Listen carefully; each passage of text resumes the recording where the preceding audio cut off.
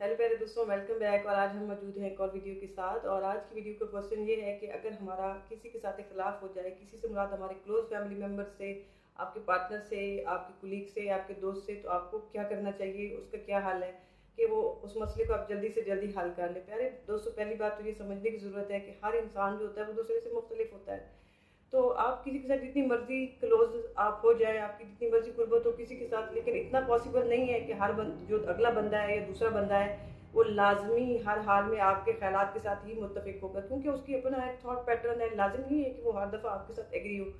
तो वो ये नॉर्मल है कि कभी छोटा मोटा इख्तलाफ जो है वो हो जाता है। अब होता क्या है कि जनरली हमारी जब कोई लड़ाई झगड़ा किसी से होता है या हमारा कोई इख्तलाफ होता है क्लोज दोस्तों से या किसी काम की जगह पे या अपने कंपेनियन के साथ, तो हम क्या करते हैं, हम एक बंदा जो होता है वो बिल्कुल खामोश हो जाता है या जगह छोड़ के चला जाता है।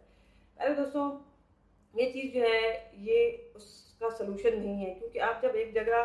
का रिस्पॉन्स किए बगैर ही वहाँ से उठ के चले जाते हैं, आप बिल्कुल खामोश हो जाते हैं या आपने वो जगह छोड़ दी है, तो होता ही है कि अगला बंदा जो है उसके ज़हन के अंदर मुख्तलिफ ख्यालात आना शुरू हो जाते हैं कि आपने ऐसा क्यों किया, ऐसे क्यों किया। इंसान के माइंड की ये क्वालिटी है कि वो जब किसी एक चीज़ के ऊपर फोकस करता है तो वो छोटी सी चीज़ को बड़ा से बड़ा बनाता जाता है। तो जब आप नेगेटिव चीज़ों के ऊपर फोकस कर रहा होता है तो वो और ज़्यादा बड़ी से बड़ी होती जाती हैं। सो जैसे ही आपने वो जगह छोड़ी और आप चले गए, तो दूसरे बंदे के ज़हन में नेगेटिव थॉट्स आना शुरू हो गई, और अब वो जितनी देर आप करेंगे वो उतनी बड़ी से बड़ी होती जाएंगी। लिहाजा उस मसले को सॉल्व करना थोड़ा सा मुश्किल हो जाएगा। लेकिन अगर वो फिर से आपने सॉल्व कर भी लिया है तो अगले बंदे के अंदर कहीं ना कहीं वो बात रह जाती है। हो सकता है जाने वाले का भी सेम आइडिया हो, यानी उसके माइंड में भी कुछ नेगेटिविटी आ रही होती है, क्योंकि दोनों तरफ से कुछ ना कुछ नेगेटिविटी आ जाती है, क्योंकि आपने अपने माइंड को स्पेस दे दी है और वो स्पेस के अंदर वो नेगेटिव थॉट्स जो है उसके अंदर आ रही हैं और वो उसको बड़ा से बड़ा कर रहा है। आपका गुस्सा तो शायद ठंडा हो जाता है थोड़ी देर के बाद, लेकिन वो जो एक फीलिंग होती है ना नेगेटिव, वो अंदर रह जाती है, जिसकी वजह से वो हर दफ़ा ऐसा होने की वजह से एक टाइम आता है कि आपका जो रिलेशन है वो दूसरे बंदे के साथ कम्प्लीटली ख़राब हो चुका होता है, क्योंकि वो नेगेटिविटी जो स्लो स्लो इकट्ठी हो रही होती है वो एकदम से बड़ी हो जाती है। तो इसका हाल ये होता है कि जैसे ही आपका कोई इख्तलाफ हुआ किसी के साथ, उसको बैठ के बात करके उसी वक्त सॉल्व करें, उसको छोड़ ना दें। अब दूसरी चीज़ है, जैसे ही आपने बात की है तो दरअसल हमारी आदत क्या होती है कि जैसे ही हम बात करते हैं तो हम अपनी उस एक चीज़ को, सपोज किसी ने आपका फ़ोन नहीं उठाया, तो अब आप उस चीज़ के ऊपर नाराज़ हो गए। आपने अगले को कहा है कि भाई मेरा फ़ोन क्यों नहीं उठाया, तो आप सिर्फ उस मसले के ऊपर फोकस करें कि उसने आपका फ़ोन क्यों नहीं उठाया या क्या मसला हुआ था। लेकिन अगर आप ये कहेंगे कि उस दिन तुमने ये कर दिया था, उससे 10 दिन पहले तुमने ये कर दिया था, अपने उस जो आपका उस टाइम का मसला है उसको जस्टिफाई करने के लिए पुरानी चीज़ें ले लेके ना आए, क्योंकि जितनी ज़्यादा आप पुरानी चीज़ें उसके अंदर ऐड करते जाएंगे उतना ही प्रॉब्लम जो है उसको सॉल्व करना मुश्किल हो जाएगा, वो बड़ा से बड़ा होता जाएगा।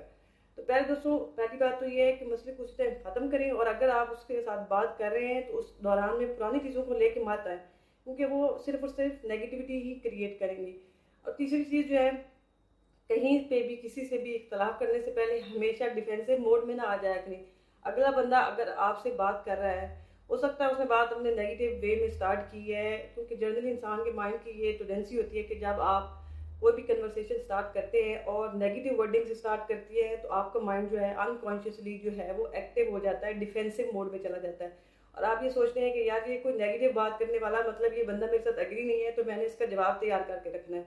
तो वो जो आप जवाब तैयार कर रहे होते हैं अपने माइंड के अंदर, आपका माइंड जवाब तैयार कर रहा होता है, उस टाइम में वो आपको सुन ही नहीं रहा होता कि अगला बंदा जो है वो क्या कह रहा है, क्योंकि आप अगले बंदे की बात को प्रॉपर सुन ही नहीं रहे होते, तो आपकी अंडरस्टैंडिंग भी प्रॉपर नहीं होती। अंडरस्टैंडिंग नहीं होती तो उसकी फिर सारी बातें, आपने कॉन्सेप्ट को सही तरीके से समझे नहीं, अगला बंदा क्या बात कर रहा है आपको समझ ही नहीं आई, बट आप उसी वक्त डिफेंसिव मोड में चले गए और आपने अगले के साथ लड़ना शुरू कर दिया। तो पहले लोगों की बात को सुना करें, समझा करें, और उसके बाद रिस्पॉन्स क्या करेंगे। तो मुझे उम्मीद है कि मैंने आपके क्वेश्चन का जो है आंसर दे दिया होगा। अगली वीडियो तक के लिए bye bye and take care.